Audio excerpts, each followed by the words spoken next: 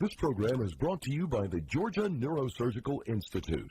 For over 50 years, rendering neurosurgical care to patients of all social conditions, treating complicated problems involving the brain, spine, spinal cord, and peripheral nerves, endeavoring to encourage quality care, medical research, innovation, and education on a local, national, and international basis. Good evening. My name is Joe Sam Robinson. It's my pleasure to have with us tonight the rather famous Dr. Buck Melton. Welcome, Buck. It's nice to have you with us again. Yes. And, I know the election is approaching, and I believe that Vice President Trump is going to pick a running mate. I'm giving his title from Days Gone By. Vice Biden, President yes. Biden. Right. I'll give him his name from Days Gone By, yes. Well, he's pretty much announced that it's going to be a woman, and it's going to be it's very soon now. And he says that he's so close to his pick that he can smell her.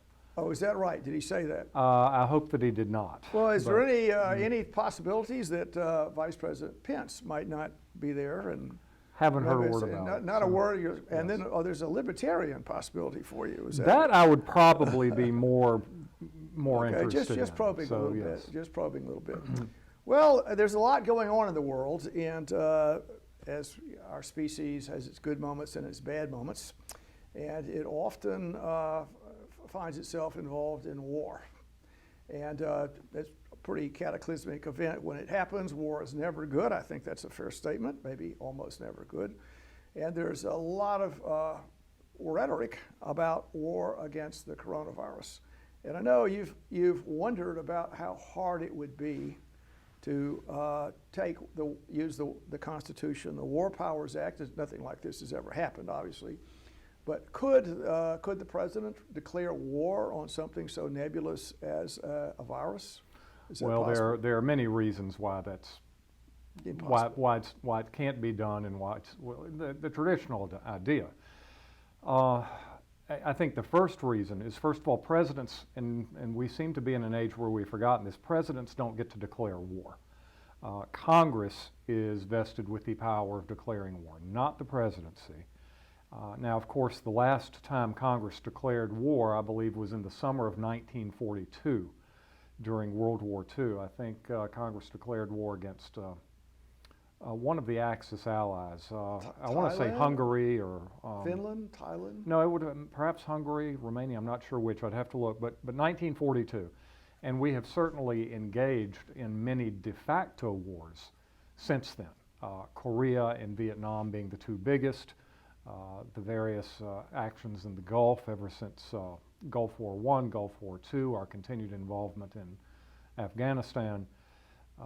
So these have been done on presidential initiative and with the acquiescence of Congress. And I've got a real problem with Congress passing the buck, if you will, and saying, well, we don't want to risk our political careers by, well, political rears also, by declaring war. So we will let the president take the heat one way or the other. Now, I think that's an abrogation of their responsibilities, but that's for a different show.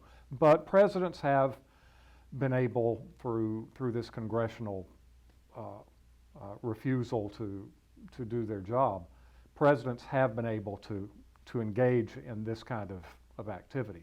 It's not wise, it's not good, but they do it.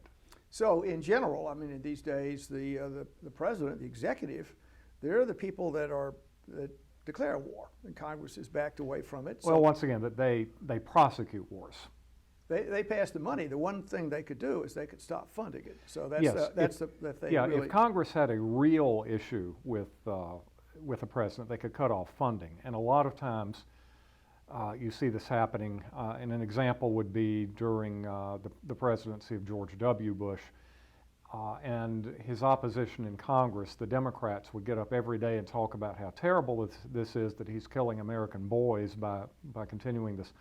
But they weren't upset enough about it to cut off the funding. It made too much political hay for them. Well, I won't overkill this, but yes. We can move on to sort of more of the subject of tonight. But I've heard it said that in Vietnam, the military had ambitions of continuing the struggle, and that the choke point was Congress.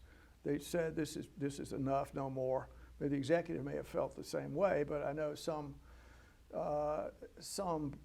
parts of the military wanted to keep going, and it was just an impossibility. There was no will to do that, nor funding from Congress. Maybe I've heard that. Well, probably some parts of the military would. I think the higher officer corps are remarkably apolitical in the United States. Ever since the Newburgh conspiracy at the close of the American War for Independence, when Congress had either been unwilling or unable to pay the Continental Army for a long period of time, several of Washington's officers decided we're just going to march to Philadelphia and force Congress to vote us our money.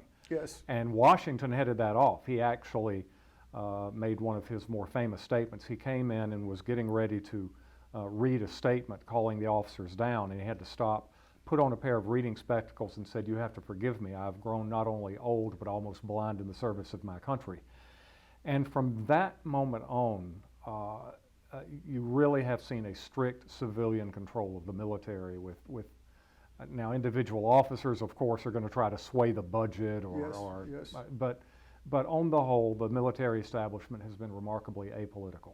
Have you tried that line with your students? Maybe I noticed you're wearing glasses tonight. Have you tried that to get their sympathy? Well, since I'm no Washington, it probably wouldn't work. Well, it might. Yeah, I would suggest. You have to begin with a certain level of respect. Yes, that's right. Well, just to move on, I mean, I think we've been through the war story, so really the rhetoric is out there. And maybe tonight what we can do is pretend that we've actually declared war on the coronavirus and compare the prosecution of that war as if it were a traditional war with how well the world is doing to defeat the coronavirus. So maybe we can have our first slide. Click. Oh, okay. Now, do you recognize the guy with the beard there, sitting there? Looks pretty dignified, does he not? Who could that be? You've got me on that one. That's William James.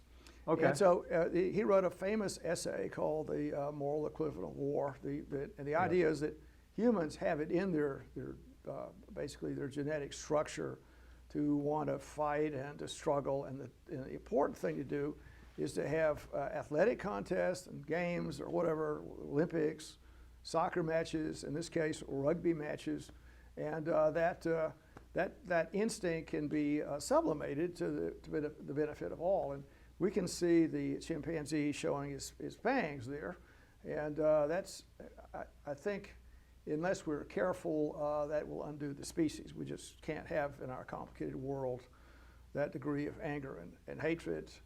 Well, we always have. I think the difference is now that starting at about James's time, and I'm much more an aficionado of his brother Henry James, I must say, although I don't think I've ever seen a picture of either of them. Yes.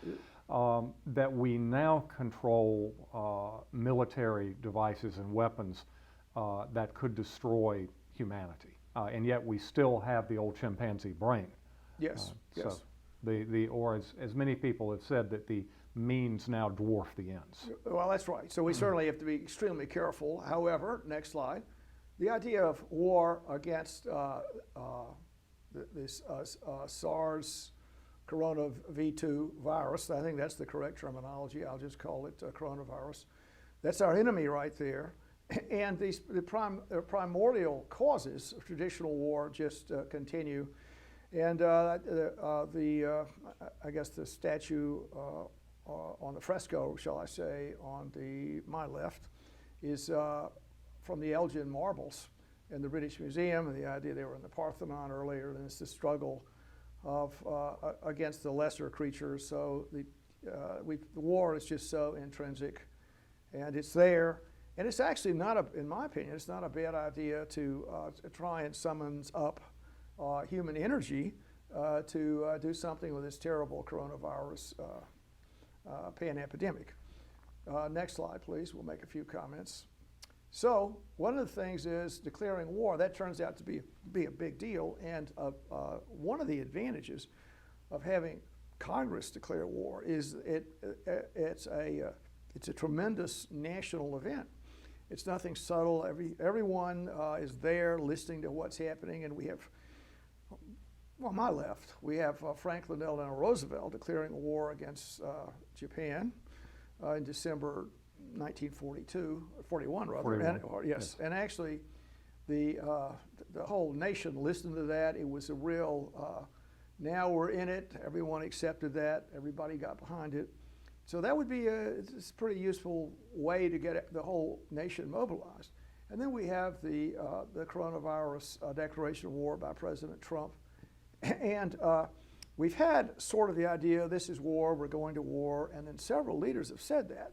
But actually the rhetoric has gone away in many, which is something that's a little difficult. The coronavirus continues to romp and stomp in the world. The idea of having a big deal, making a formal ceremony, I think would be useful, but politicians are not going to do that, I don't think. Well, I think the problems you've got here are that the first thing is that war, the traditional notion of war, is against a human enemy. Yes. And therefore, by its very nature, it is nationalist. And that traditionally wars have had a fairly clear end, and not always, but traditionally. We knew when the Civil War was over. We knew when World War I was over. We knew when World War II was over. But did we know when World War I was over? Yes, we did. Yes, we did. Sure? Yes, we did. People said it was just an intermission. Yes, well, I mean, that's Churchill talking, but the hostilities themselves, it was very clear.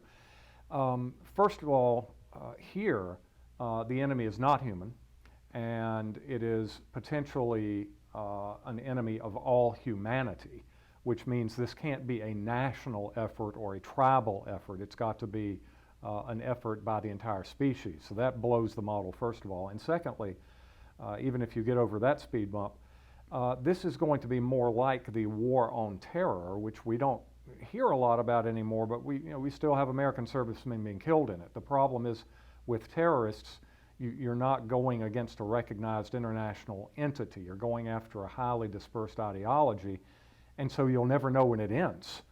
As long as there's some kid out there whose father got killed in the hostilities and knows how to get hold of an AK-47, the war may go on. And if COVID is something like influenza, we'll never beat it. It'll always be around to some degree, so there won't be a good victory, celebration, mission accomplished moment. Well, we could talk a lot about wars, and what I'm sort of, the basketball I'm bouncing here is the idea that the coronavirus impact on the world is comparable to a horrible, horrible war. And the resources that are necessary to overcome this have not been mobilized, and it needs to be treated like a war with all the emotional rigor that goes into putting resources in the fight. And there have been other wars, war on poverty. I mean, the rhetoric has been used. How successful a war is one matter, but I think it's a useful exercise, and which we'll go through in a little bit. Is if we really were going to treat this like a war, how would the war as it's being fought now, how would it differ from a traditional war in the idea of responding to it? So just to go through some of the things that happens with traditional war. Well, traditional war can be like Pearl Harbor. We can see the Arizona blowing up on the left. So there can be these a sudden terrible event, or it can be drip, drip, drip, and then finally something happens. And the coronavirus, in some ways, has struck like Pearl Harbor. I think we have to say that. Out of the blue, things got a little tense, a little more, and then finally, we've had this a conflict that we're all enmeshed in, more in some ways than a traditional war.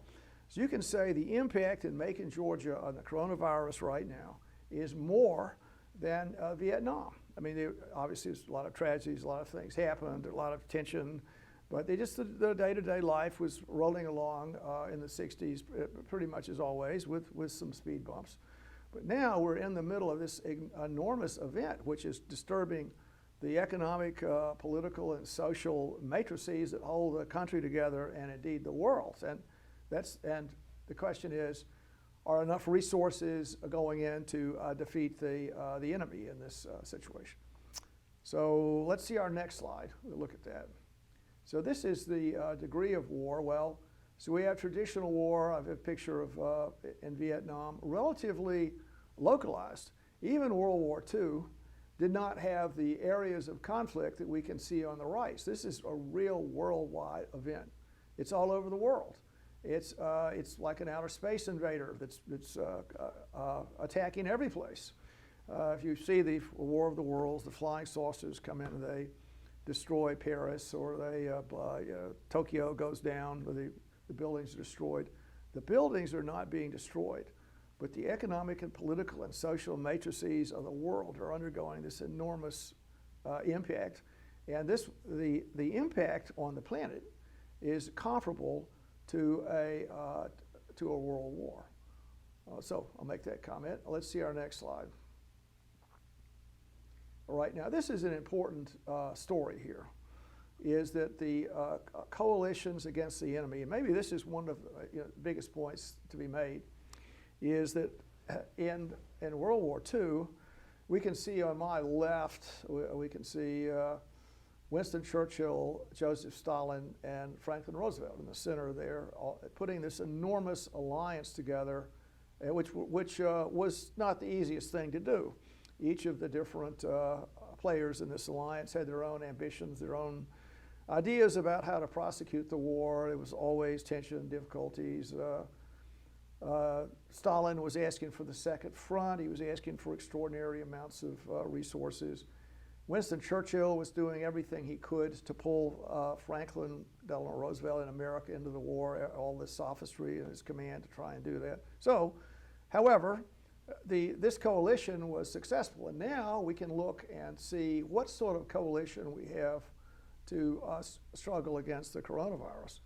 And we can just see some world leaders sitting there. I think we can see President Trump. We can see sundry Angela Merkel, Japanese Prime Minister. Everyone is there discussing the coronavirus problem. The difficulty is, and this is one of my points I'd like to make, this is a really extraordinary reason to try and put all the world's resources together, fight the common enemy together, and unfortunately, one of the terrible things that's happening is rather than uniting our species against our common enemy, the different countries are quarreling and in many ways attacking one another for different points of knavery. It's also causing economic competition. And one of the biggest things, I think, is quarantining and stopping air travel, transportation. We're in a very small planet here with 8 billion people on the planet. And the idea is that we don't have an effective world coalition against this common enemy is I would modestly say, a disgrace. And that's one of the things the world leaders need to do, is to get together and find out a way to get a common policy. So I'll make that comment. And I'll also mention, well, we can go along, but we'll see some other slides here. All right, next slide.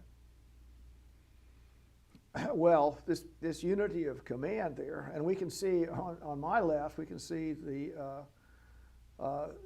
these are our war leaders put together. This is the command hierarchy in the United States.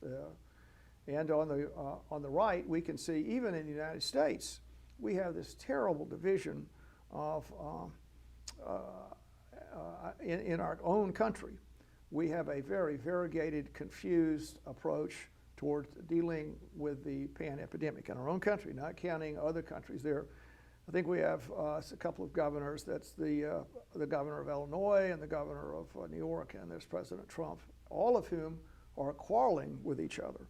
This is a really bad story. There's no unity of command. We mentioned earlier that the idea of the president, and I'll ask your opinion about that, seizing the initiative to mobilize the whole country and more or less require different kinds of policies put in place on a national level.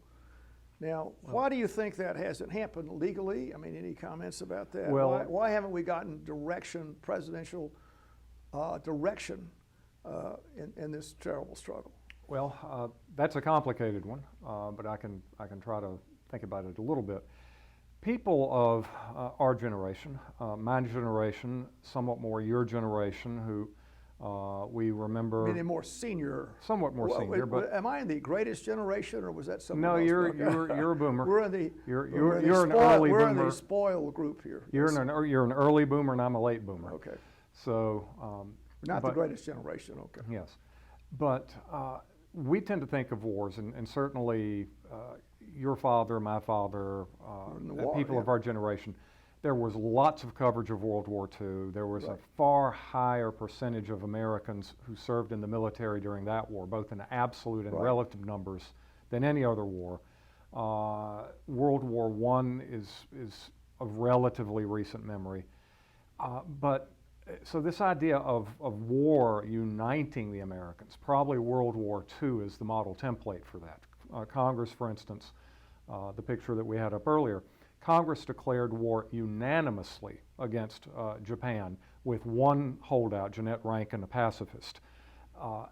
But our other wars, the War of 1812 caused horrible divisions within America. The Civil War was a war about the division in America. The Spanish-American War, especially had it gone on, caused terrible divisions. The Mexican War. All of these wars, they were not times in which there was tremendous national unity and people putting their differences aside. So in that sense, what we're going through right now, COVID-19, with half the country saying, yes, this is a true crisis that demands us to focus everything on resolving this, and the other half saying this is a conspiracy to bring down Donald Trump and destroy the markets and sell newspapers. That kind of divisiveness is actually more par for the course in American history. It's not like World War II, but it is like all the other wars that divided us more than united us. Well, I mean, we can, I guess we can explore that a little bit. So point number one is we have, this is the war, the enemy is on our home ground here. They're on in the middle of our nation state. Every community, or just about, is in the middle of this struggle. And each of the states and communities have different opinions about how to do this. So from a political point of view, do you think it was a political decision just to say, if I attempt to be the lead figure in prosecuting this war, it's going to be politically very damaging. There's going to be a lot of anger, mistrust. I'll be blamed if anything happens. It's too hot of a potato, so to speak, to hold an election year. I mean, I wonder if that's played a role. A political decision, this is not a wise way to be reelected. I asked that question. And the second one is, what about the way the Constitution arranges itself in this situation? Is there some kind of states' rights story here if let's say masks are made nationally mandatory, as they are in some countries? So other countries have just passed unitary restrictions. They've had unitary policies. In fact, most countries have. I don't think there's such a country like ours where the policy is so divided. I mean, there may be some regional issues and differences in some countries, but in general, I think the national governments make the national policy. And it's very unusual to have this situation where we have, you could go anywhere and you could have a difference of opinion. In fact, I think this happened in Georgia when there was a dispute between the governor of Georgia and the mayor of Atlanta about compulsory mask, and I think the courts are trying to resolve this. But there you have the bickering going back and forth about how to prosecute this great war. And my point on this is that what's the best way to fight it? It would appear to me that having some kind of centralized command, at least to understand regional differences, they need to seize the initiative about putting some policies in place, and that would stop the bickering back and forth. Now, I think that would be the wisest way to defeat the virus. However, can our country manage this? Can it manage it with our federal institutions and the great divisions that have appeared in the country? Could we do something like that? Well, if you're asking if legally the president can order every American to wear a mask, the answer is no. And you talk about this division of power between national and governments, national and state governments. as if it's a problem. I would respond that if you're coming out of the 18th century and what those people lived through, which included, by the way, terrible diseases. Yellow fever was a really bad one in the late 18th century, and the founders lived through that. They did not want concentrations of power. The division of power between national and state governments, to put it in computer terms, is not a bug, it's a feature. It is an inefficient system. You have to pay taxes to the state and taxes to the federal government. You have state police forces, federal police forces. You have duplication of services. It's inefficient, it's cumbersome, and it's expensive. But we have made the determination as a national community that was an acceptable price to pay to avoid the concentration of all power into the hands of one person or just a few people. Now, the downside of that, of course, is that in a situation like this, you're going to have an uncoordinated and inefficient response. But public health measures have traditionally, and this is long before the Constitution was ever written, have traditionally been handled at a local community level, not at a national level. And that's why you have a thing called state police power, a general power for regulating health, welfare, morals even, and this sort of thing. There is no national police power. Congress has managed to get its foot in the door through certain things like the tax power or interstate commerce power. So Congress could perhaps pass a law saying if you're caught without wearing a mask by a federal officer, you're going to have to pay a tax of $1,000. But first of all, Congress would have to get together and pass that law. And secondly, there would be the matter of enforcement. There are just not that many federal agents unless you want to use the U.S. Armed Forces in the streets of all cities. And I really don't think we want to go there. But the president himself saying something like this, I think that would be, if you'll pardon the pun, unprecedented. Well, so that's an interesting sort of argument. And the question I'll ask is, I think episodically what happens when a world crisis occurs, or particularly wars, a lot of the freedoms and liberties that we have are abridged by the crisis on a temporary basis. So, I mean, it's not uncommon to have temporary events that happen, and then many forces, after the crisis is passed, restore the earlier structure that's there. Now, one of the things to now discuss is the model, the United States model that exists, which appears to be going through radical changes. The divisions are so impressive. There are a lot of issues that are appearing because of the diversity, many reasons, but one I would say is if you have a very diverse country, you have a very different country. So there are many differences in the country that might not have been so obvious in past generations. And these differences are causing frictions, and we're trying to work our way through this.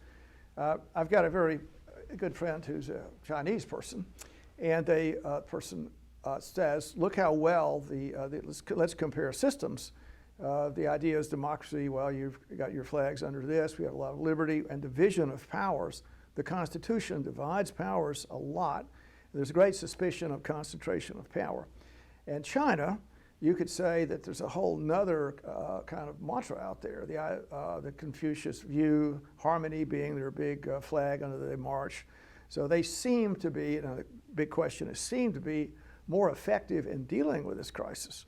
More, maybe yes, maybe no, and we could discuss that. But can a centralized system do better in these situations, particularly if this war, the assumption is that it is a transitory event, it's no big deal. But if you made the case this is a big deal that's going to reshape the world, there's going to be a huge restructuring of the world, and the societies and countries that can deal with it the most effectively are going to be the winners, and their ideology will be the winners. I think that's an argument to consider. And how well this country is doing against other countries, I think that's an issue of consequence. Well, I guess my question for you would be, how far would you be personally willing to go? Let's forget the Constitution for a minute. Let's forget history.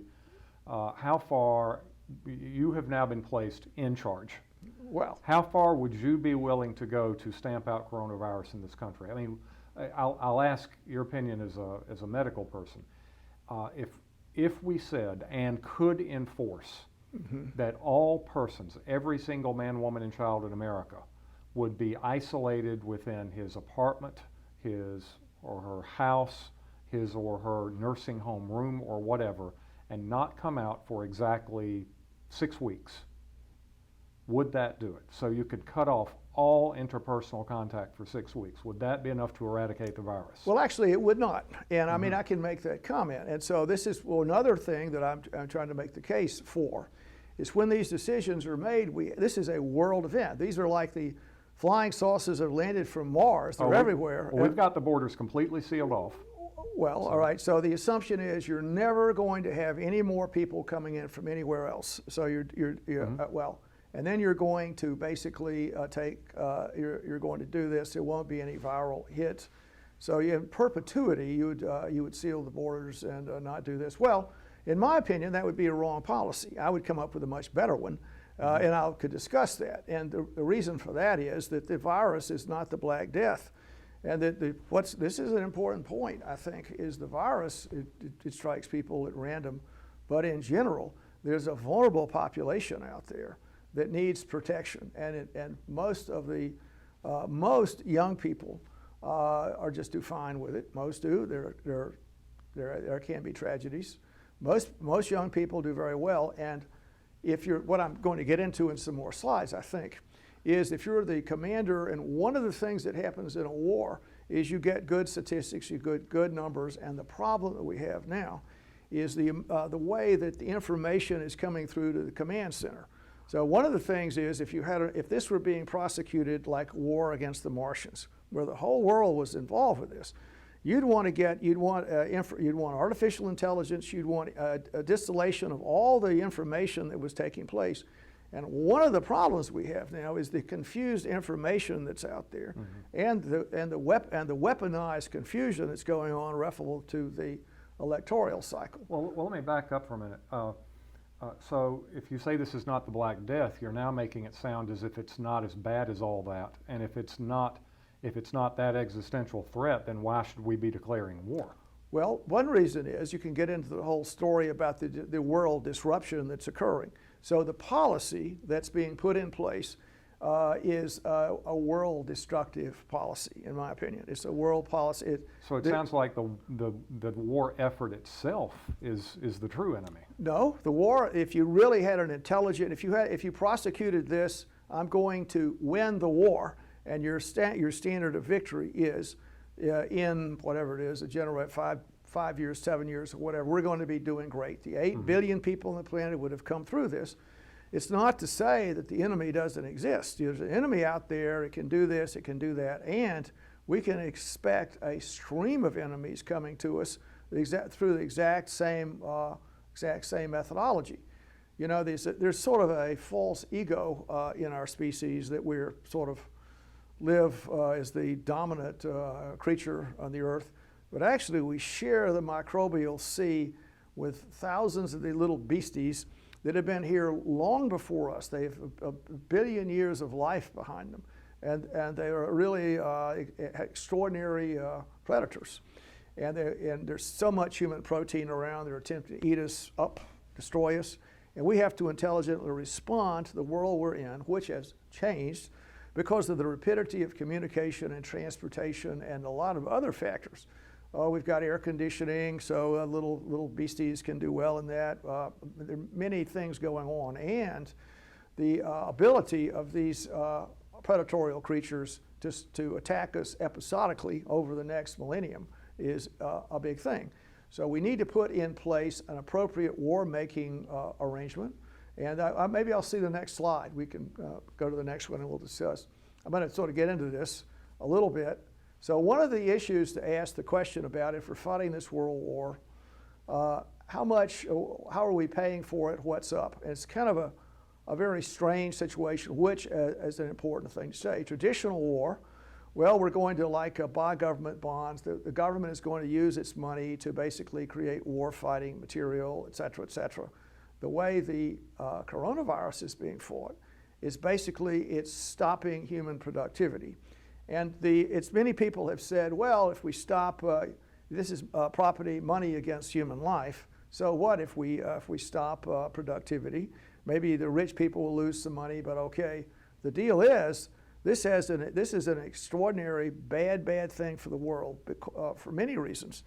So firstly, the amount of money that's being spent on this war in regards to the amount of money the government is borrowing to fund the situation worldwide, keeping interest rates down, passing money out, that has an extraordinarily inflationary story in it. The other point is that many people in the underdeveloped world have relatives that work in the developed world. They send money back.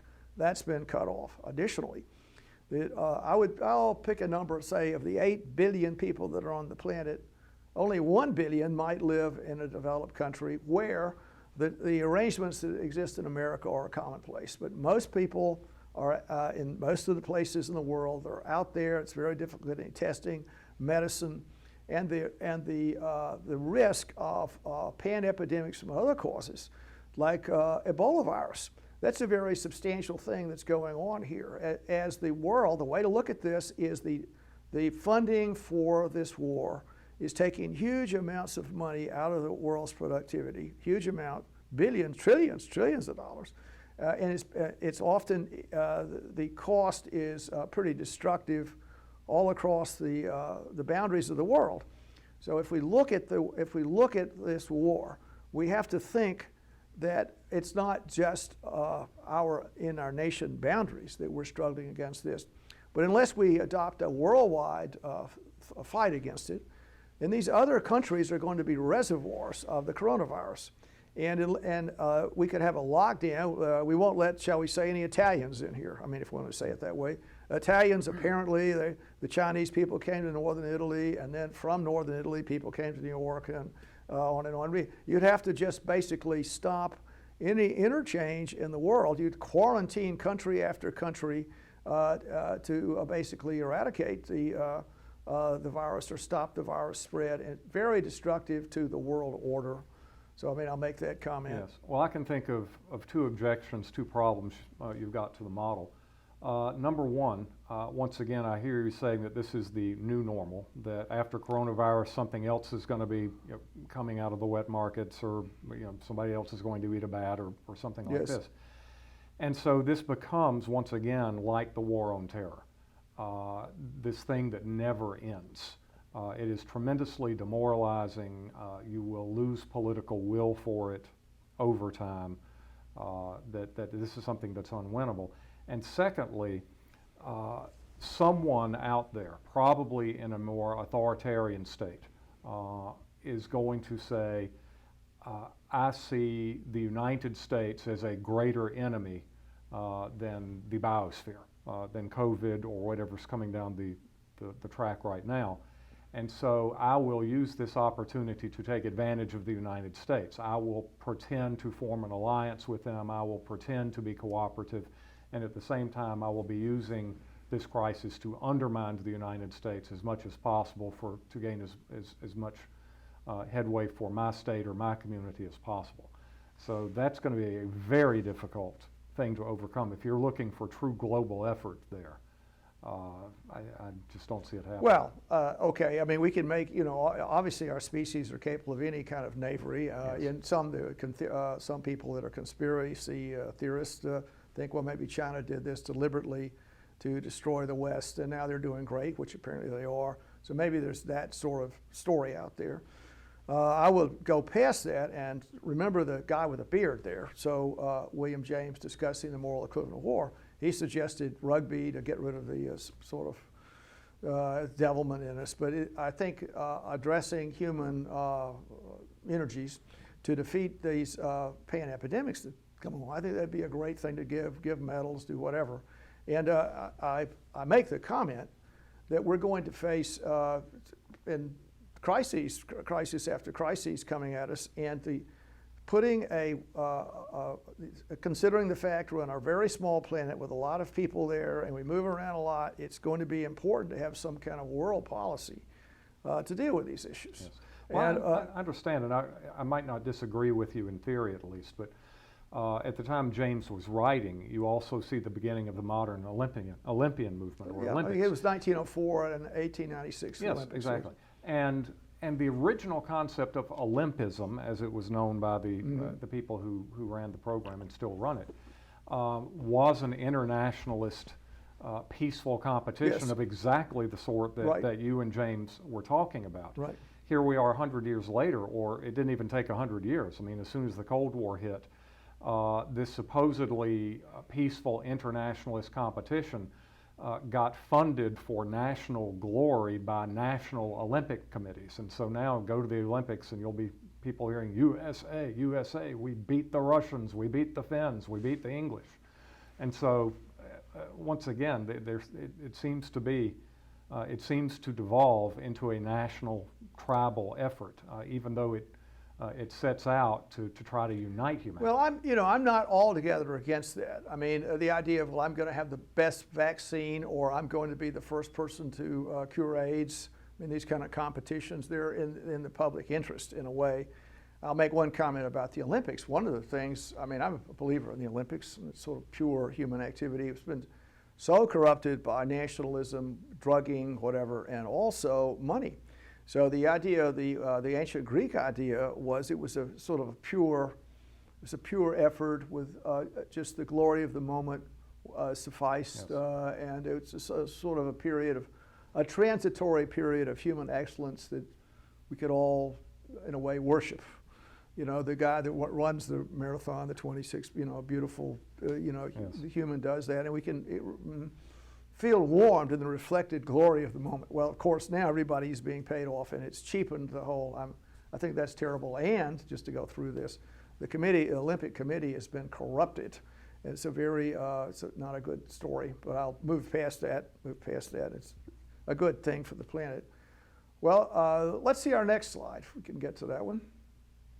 All right, so one of the issues to go through here is putting a world force in place. Okay, so we have people that go through some kind of indoctrination. They are in the USMC or whatever. They're part of the armed forces, and they have a Esprit de Corps, et cetera, et cetera. So the idea is the idea of some kind of world force against the coronavirus or the pan-epidemics that are going to appear. And I think this would be a very good thing to do.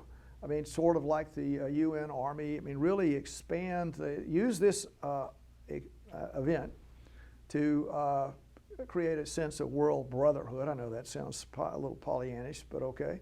And have some kind of global force to deal with the problem. And I think we'll talk a little bit about the World Health Organization and its limitations. But I think that would be the way to do this, and getting some kind of centralized command structure. So one of the things that's important, I think, is sort of a NORAD kind of place. Well, there's an epidemic here, or we noticed that people are eating a lot of fruit bats in Thailand or whatever. I mean, this is a real problem. We're looking at the bats. We're really going to spend $800 million on bat research. They seem to be the reservoir of these viruses, and what can we do to stop that in the future? And as far as I can see, right in the middle of this extraordinary World War II event, I think it's being dismissed a lot. I want to assert that we've had at least 4 possible pan-epidemics in the past 20 years coming from the same kind of situation. And we also have Ebola floating around out there that might resurface a very deadly virus. And we have to pay attention to these things. There's shows on television, how does the world end? Well, it was hit by an asteroid. What is this, zombie war? Maybe zombies? The zombie apocalypse. I mean, I know that's one of your favorite things to not consider. Not zombies, actually. I'm not a big zombie no, person. Zombie. But, you know I those am, zombie things? I am interested in apocalyptic literature, but I prefer nuclear knowledge. Oh, okay. Well, our Cold War heritage, that's what we grew up with. Right. So. Well, so the story is that if we're going to have these repeat viral epidemics, maybe the next one will be worse. And the structure this is a wake-up call to even getting over this is going to be a big deal. We don't know the full story yet, and so many things that we don't know about here. We don't know about the whole antibody stories. We don't know about testing, and we don't know how well the vaccinations are going to take place when we get some kind of immune mechanism to deal with this. We don't know how well that's going to work in what's coming up in a few months. And well, all right, now we flip to this. This is a good one to see. I think this is one of the most important things. It's the combat intelligence. Now, I think this is one of the terrible shortfalls of what's going on here. So if you're trying to, I don't know, look into Chinese missile technology or whatever, that's the U-2 flying over presumably some bad place. Satellites, we're getting all kinds of information coming in, and the Central Intelligence Agency vets it. They understand everything. I think right now, one of the terrible shortfalls is the way that information is being collected. I'm going to make some comments about that. Comment number one is, and we see on television every night the number of cases in the world. Well, now they're 900,000 or 800, whatever the number is, 8 million, 12 million. These numbers are being collected by Johns Hopkins. It was a very great place, the School of Public Health, great. Well, all they do is garbage in, garbage out kind of story. So the many countries, if you look at them, you can look at India. How many victims are there in India? Well, there are 1.3 billion people there. The country's just crowded together. There must be zillions of them. No, there are very few, and you can't believe the statistics. Or you can look at China. Now, the thing is, there are many great things. You look at the number of deaths that are taking place in China. The numbers that are quoted, I don't know, they're 3 or 12, one death for the 1.4 billion people. And the numbers just don't comport with reality. I mean, there are at least stories that might be apocryphal of bodies being burned or thousands of people dead, or it just doesn't seem reasonable to me that they have such small numbers. I mean, and so we're getting incorrect numbers in regards to the gross number of infections that are out there. If one looks at the number of influenza infections, which is less of a problem, you would probably say in the world there are maybe 500 to 600 million infections in every flu season.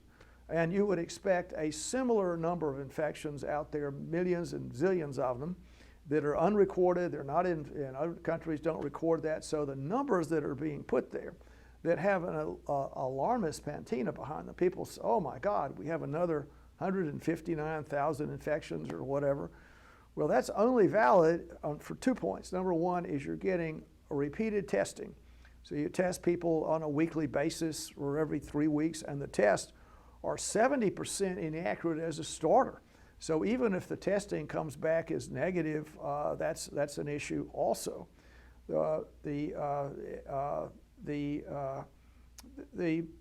antibody testing may not be totally correct also. So the numbers we get are fairly unreliable. The other thing that happens is the deaths that occur from this, another unreliable number, because the people that die are sometimes they're added into it. You didn't really test positive for it. It looks like you had the symptoms. We're going to call it a death. Or what happens on autopsy reports is that there are several causes listed for the death. So an elderly person that has a heart attack that's 90 years old and multiple medical problems also has coronavirus, and really the heart did the person in, but in the coronavirus, the secondary, it would be counted as a coronavirus death. So in any event, these numbers are pretty inaccurate. They're pretty shaky, and it's going to be really important for the command center to get a real handle on these numbers. So the numbers we need a huge effort, not only in the U.S., but around the world to get some kind of handle on what's happening. And we're just ignoring, let's say, Peru. We just see there are millions of people in Lima that seem to be dying. What does that mean exactly? These numbers I'm not so much sure that we're ignoring it. First of all, I'd like to start by saying that and correct me if I'm wrong about this, we probably have overall the best medical and scientific research establishment in the world. I think we could say that. And certainly we're in the top percentile with perhaps some places in Western Europe, I don't know. Maybe. how much money do we spend on scientific and medical research in this country, per capita or per GDP? A pittance. A pittance, really? I mean, is compared to other countries?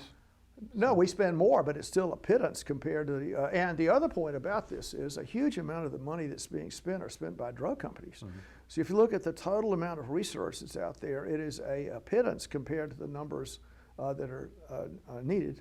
And the other interesting thing is I think there are about 150 vaccine trials underway in different places. Yes. Many of them are being done with financial aspirations. Yes. So you can make that case as to what the correct thing is in prosecuting the war. I mean, I guess that happens in a traditional war. You can say, well, we need tanks or we need this, yes, and you can make some money on it. Well, let's stay with let's just stay with the intelligence aspect of it right now. We're going to need good intel from every single theater of operations, yes, which means all over Earth. Yes. How much money would it take to get good, hard numbers out of every corner of Africa? And who's going to pay for that? Obviously, it's going to be the United States, right? If we've got the resources, but where are we going to get that money from? Well, you know, you can make it. There are many places to get the money, and you could say, you know, no one likes their money to be extracted from their tin cup, but it certainly, I don't think it's a huge amount of money compared. It's a comparative story here. So the damage to the world is huge. Let's see if I can come up with some numbers so I can recollect it. Maybe the gross GNP of the world is maybe 80 trillion bucks. Mm-hmm. And I'll make a number up. Maybe we're down 15 trillion.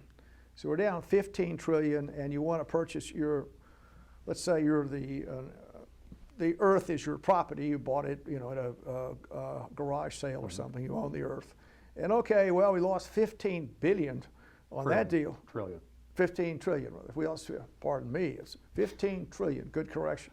And what's a few zeros between? I think I'm going to, I'm going to get an insurance policy. I'm going to spend 50 billion on it. I'll put 50 billion into it, and it's just an insurance policy to prevent it, and we can get the money somewhere.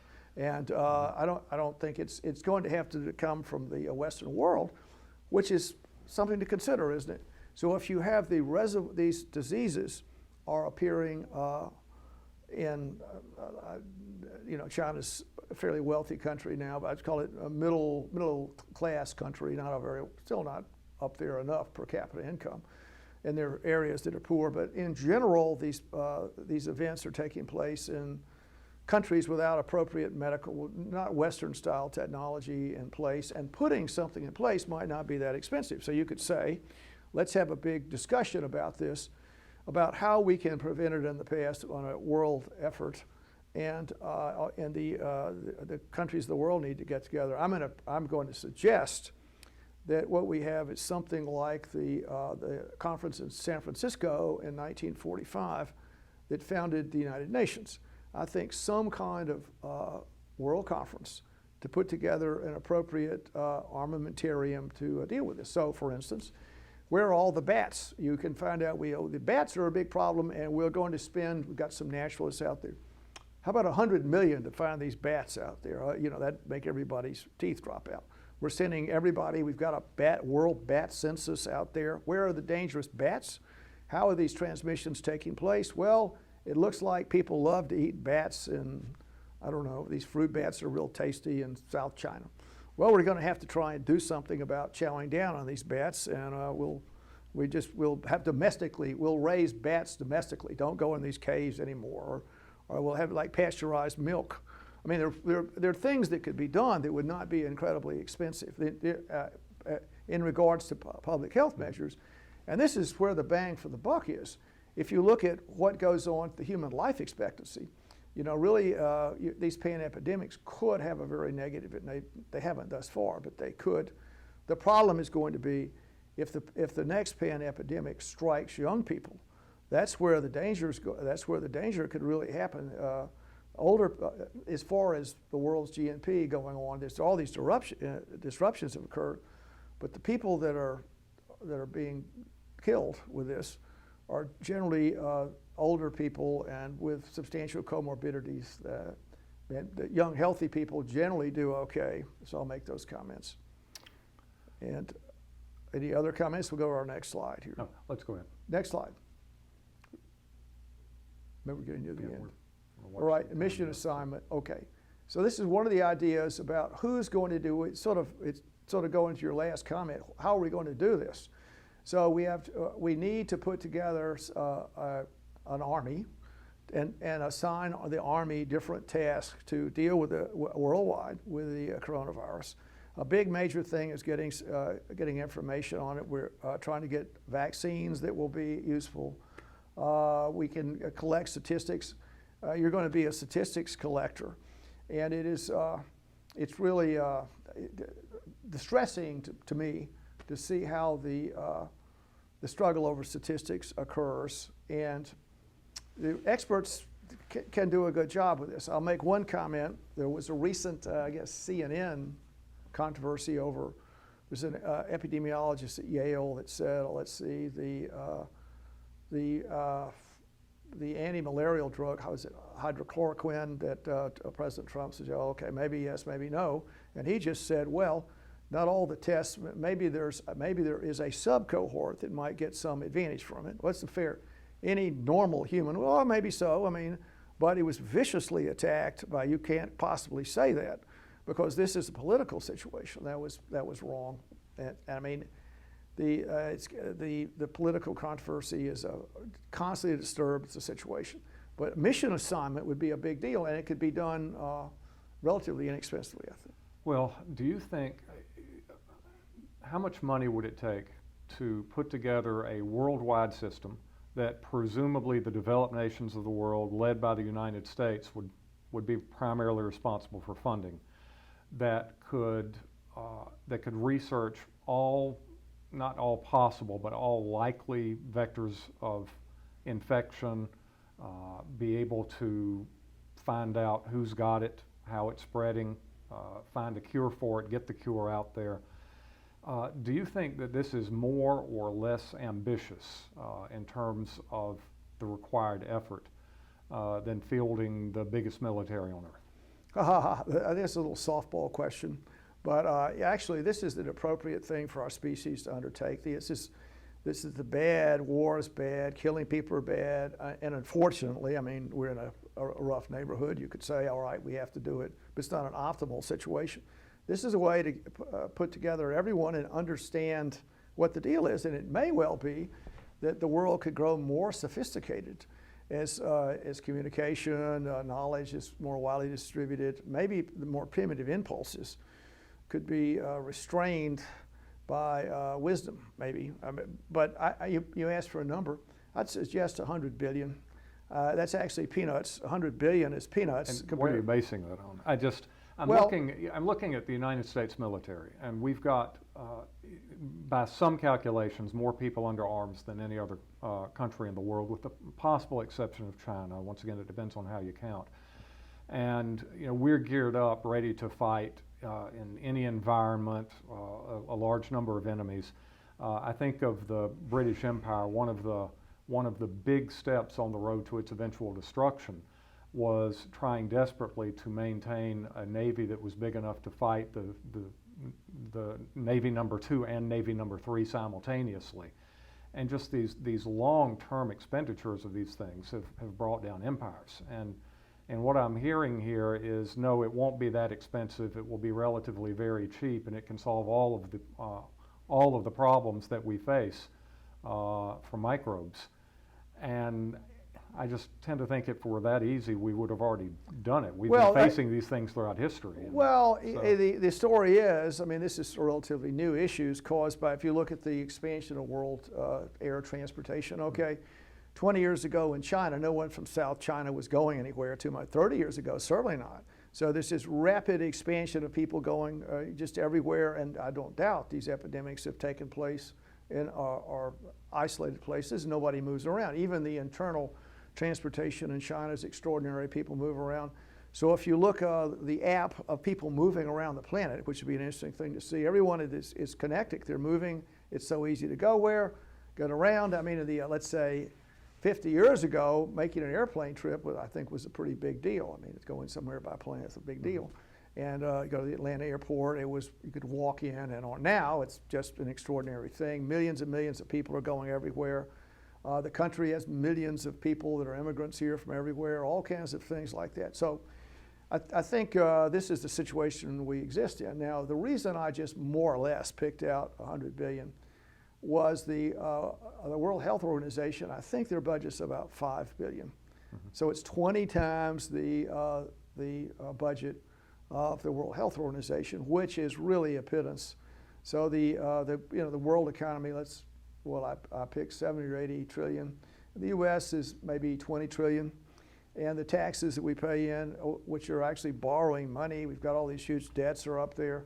It would be a relatively inexpensive thing, like an insurance policy. You have a lot of, this would be a way to maybe diminish hatreds. Everybody's on the same team.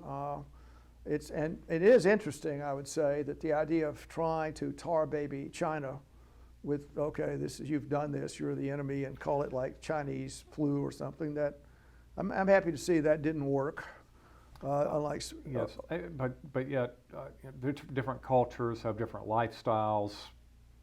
They live in different environments, and so I think the typical human tendency to point the finger is going to be very hard to overcome.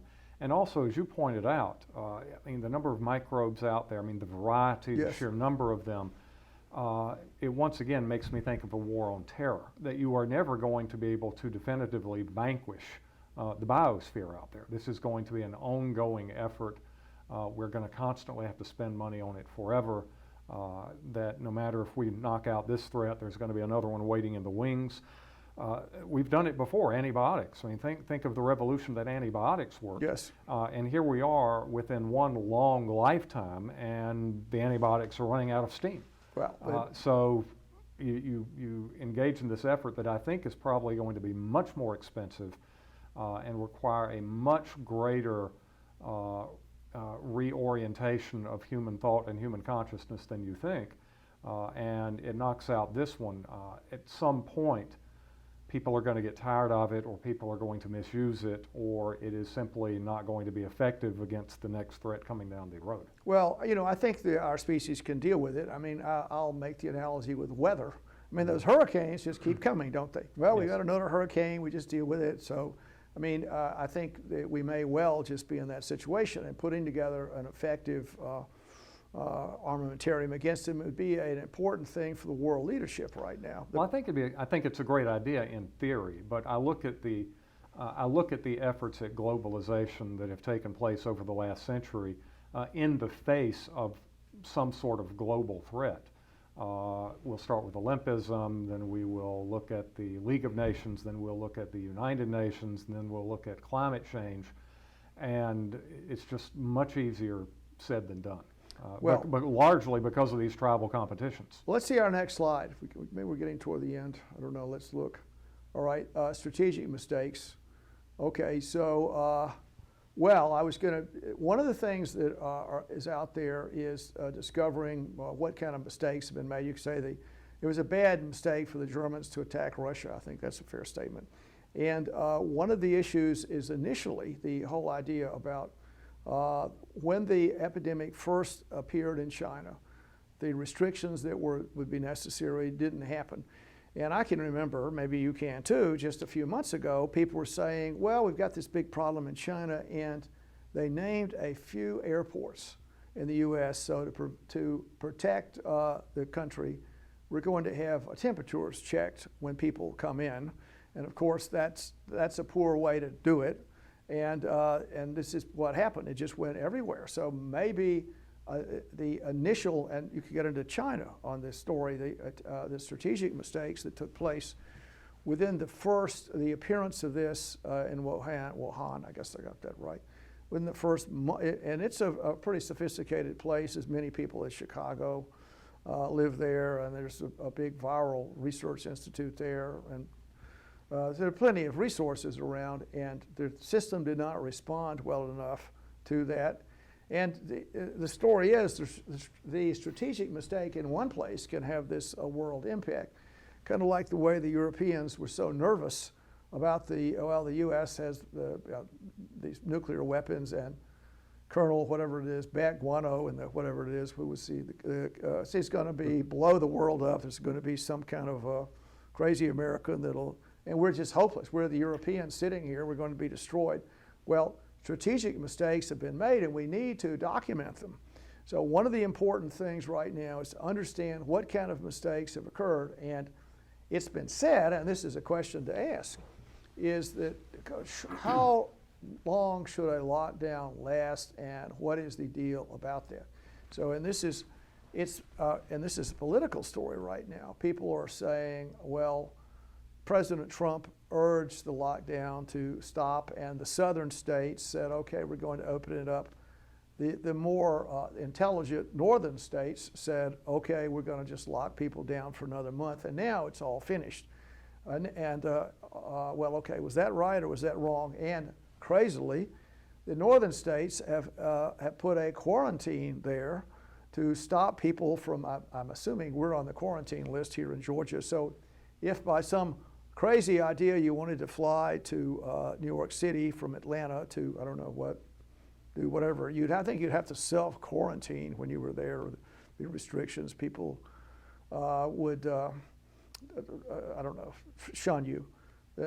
And so the comment right now is, who's making a list of mistakes that have been made? And it's normal to do that. So after a military operation occurs, there's sort of a debriefing. People go through. After action report. Yes, and see what. And so, are we getting anything like that? And this is exactly the sort of thing in this ongoing war. That some kind of centralized agency needs to be monitoring, and every day mistakes have been made, and maybe some things have worked well. I think a question is, people say the major treatment for this is just lockdown. You lock this down, and the R naught number goes under 1. That it's a long discussion on that. But if you have any kind of communication with anywhere where the virus is endemic, you're going to immediately get hit again. So it's almost an impossibility if you say to yourself, I'm going to lock New York City down, and I won't have any, and I would have destroyed, I don't know, $100 million, and with that, in South Africa, 500,000 people would die because of starvation or whatever the number is. Yes. And then the long-term impact of the strategy needs to be considered. So right now we're in the middle of the war. The question needs to be asked, what's going to be the long-term effects of different strategies, and after action report? Well, I think one of the problems with that, and of course if you adopt strategies like that, different populations are going to get hit in different ways by the war effort, yes, to use your terminology. I think the basic failing that we're looking at here is that there are going to be some people in the world, this will require, you're talking essentially world government here. I mean, if you decide that, okay, the problem's in China, and there's going to be resistance in China, I mean, you can make a good argument that the reason why things are as bad as they are now is because China did not want to look bad in the world community, so they kept a lid on how bad things were and downplayed it until it had escaped and was no longer in China's control, and by then it was too late.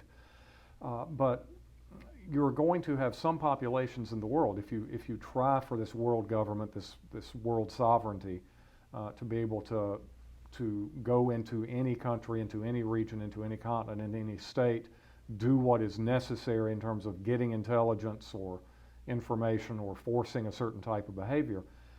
Some of these populations, some of these tribal sovereignties are going to say no, because some groups are always going to see the human enemy as the greater enemy than the microbe enemy. And that's human nature. That just can't be legislated out of existence. Well, I guess what I'm going to say is that I get to a slide about this. Well, let's see, next slide, and I'll make a conversation. Right, victory, defeat. Okay, we get it. Well, let's see how we're going to turn out here. Well, I guess it's good victory in World War II here, a famous story there. But the issue is going from the world government may be a bridge too far. I think in the end, I mean, how much time does our species have? If you look at the extraordinary events that have taken place in the last I'll say 5,000, maybe I'll say 10,000. Let's say 8,000 years, 7,000 years. The last 7,000 years was just a twinkling of an eye. What's occurred is extraordinary, unbelievable event has happened. And the seeds of self-destruction are out there. And what can we actually do and accomplish? I think one of the necessities is some kind of social contract in the world that needs to be more expansive. And I think, just like people could say, well, this is, you're a victim of racism or whatever you want, this is your racist country or whatever. At some point, people are going to say it was morally reprehensible. It'll be another generation possibly. It was morally reprehensible that you had all this health care and all these resources that are artificially present in the United States, and none of those resources went to Ecuador or whatever. I mean, that may be an issue that people will discuss in regards to world moral issues, particularly as these national boundaries become more and more artificial and more suspect. But having said that, I think it is not a bad idea to put some organization superior to the World Health Organization, superior to that. For there are many defects in that organization. San Francisco conference, and to go from the League of Nations to the UN. And I think people would accept that. I don't think there'd be a huge dispute, and that would be a step toward understanding the difficulties that these pan-epidemics cause the whole world. And I don't think it's going to be acceptable to let this go unnoticed.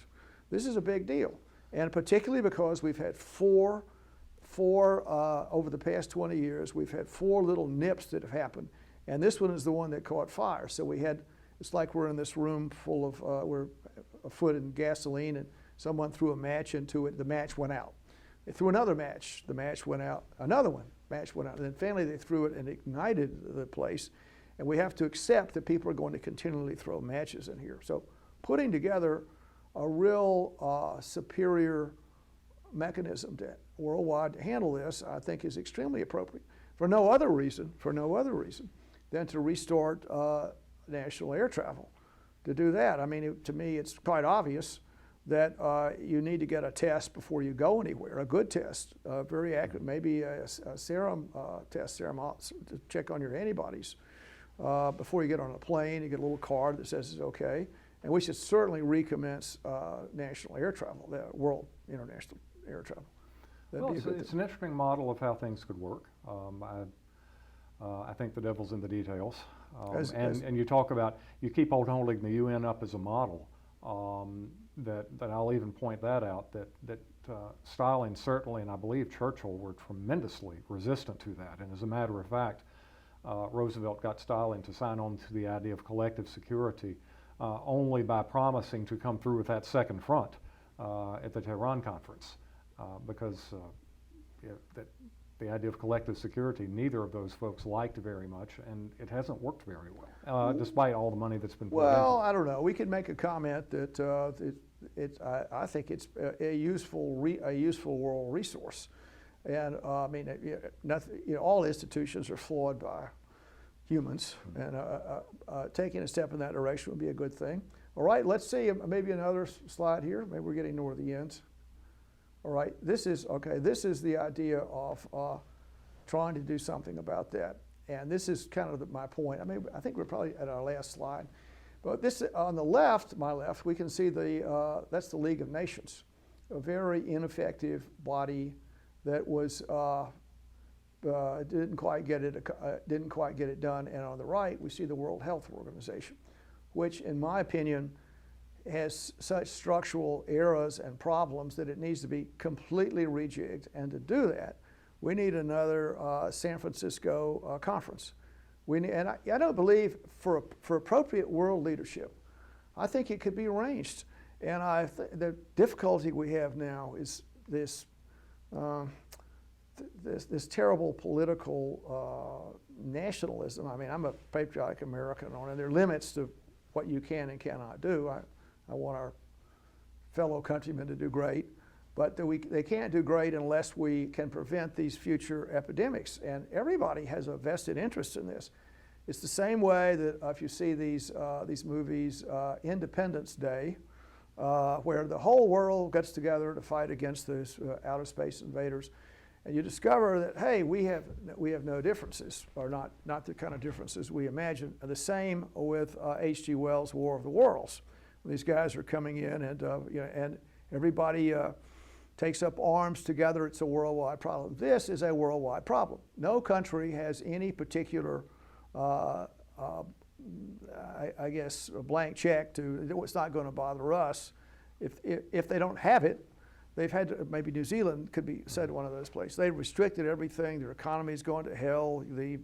Everybody's unhappy. So everyone's being affected by it. Well, it's funny you should mention Independence Day.